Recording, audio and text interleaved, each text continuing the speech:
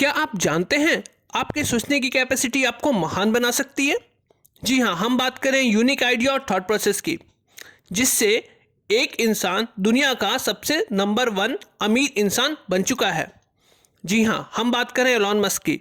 Elon Musk इस अर्थ के richest person बन गए हैं, वो भी बिना किसी रिच फैमिली बैकग्राउंड के। एलॉन मस्क की नेटवर्थ 195 बिलियन डॉलर की हो गई है और वो जेफ बेजोस को भी पीछे छोड़ चुके हैं। ब्लूमबर्ग बिलियनियर इंडेक्स ने एलॉन मस्क को दुनिया का सबसे रिचेस्ट पर्सन घोषित कर दिया है। दोस्तों, स्वागत है आप सबका स्टार्टअप डायरी में। हम आज जानते हैं उस स्टार्टअप फाउंडर के बारे में जो किसी एनालॉजी से नहीं बल्कि फर्स्ट प्रिंसिपल से सोचते हैं। दोस्तों, हम बात करें फर्स्ट प्रिंसिपल की।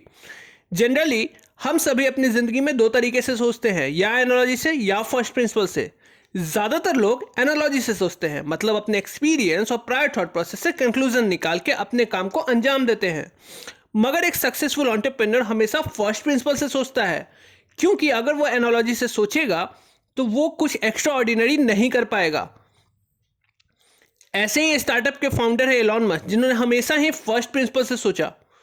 एलॉन मस्क ने कई ऐसी कंपनियों की नींव रखी जो पहले एग्जिस्ट नहीं करती थी बट फ्यूचर विजन के लिए काफ़ी वैल्यूएबल थी।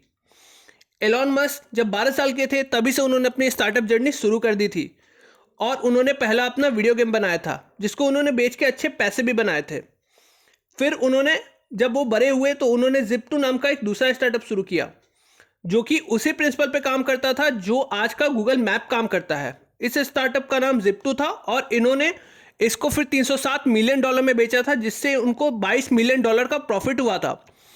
फिर उन्होंने एक अलग तरीके की X.com नाम की कंपनी की शुरुआत करी। एलॉन मस्क हमेशा से ही प्रॉब्लम सॉल्विंग में यकीन रखते थे। उस वक्त लोगों को बैंक में लंबी लाइंस का इंतजार करना पड़ता था और पेमेंट्स में काफ़ी प्रॉब्लम होती थी, तो उन्होंने X.com के थ्रू एक ई पेमेंट गेटवे बनाया। बाद में इस ई पेमेंट गेटवे को, ई पेमेंट सॉफ्टवेयर को कन्फर्मेटी नाम के सॉफ्टवेयर कंपनी ने अपने साथ मिला लिया और उसको बाद में इन्होंने ईबे को बेच दिया। ईबे ने इसको $105 बिलियन में खरीदा, जिससे कि $165 मिलियन का प्रॉफिट हुआ एलॉन मस्क को। और उसके बाद इन्होंने इन पैसों को अपने दो अनकन्वेंशनल स्टार्टअप में इन्वेस्ट कर दिया। एक था रोड ट्रांसपोर्टेशन सिस्टम के लिए, दूसरा था स्काई ट्रांसपोर्टेशन सिस्टम के लिए। दोस्तों, हम पहले बात करते हैं स्काई ट्रांसपोर्टेशन सिस्टम के बारे में। इन्होंने 2002 में स्पेसएक्स नाम का एक स्टार्टअप शुरू किया जो कि रीयूजेबल रॉकेट के प्रिंसिपल पे काम करता था।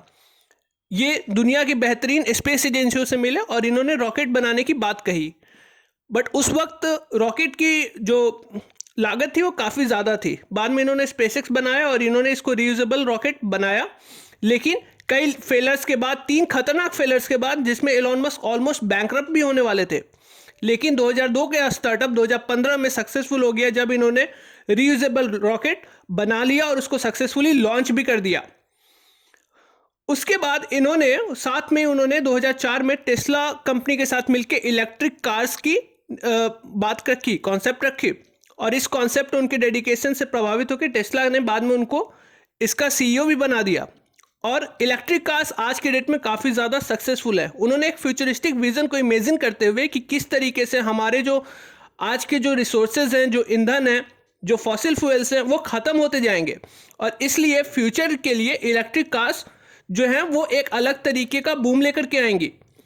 तो इस तरीके से टेस्ला कंपनी ने इलेक्ट्रिक कार्स बनाना शुरू कर दिया और वो काफ़ी सक्सेसफुल भी हो गए।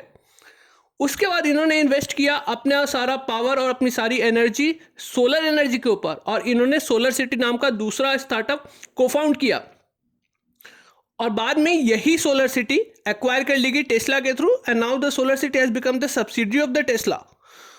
उसके बाद इन्होंने और भी अलग अलग तरीके के स्टार्टअप्स की नींव रखी, जैसे कि हाइपर लूप, और अब इन्होंने 2016 में न्यूरोलिंक नाम की एक ऐसे स्टार्टअप की नींव रखी है which is based on the AI, based on the development of ultra high bandwidth brain machine interface to connect humans and computers।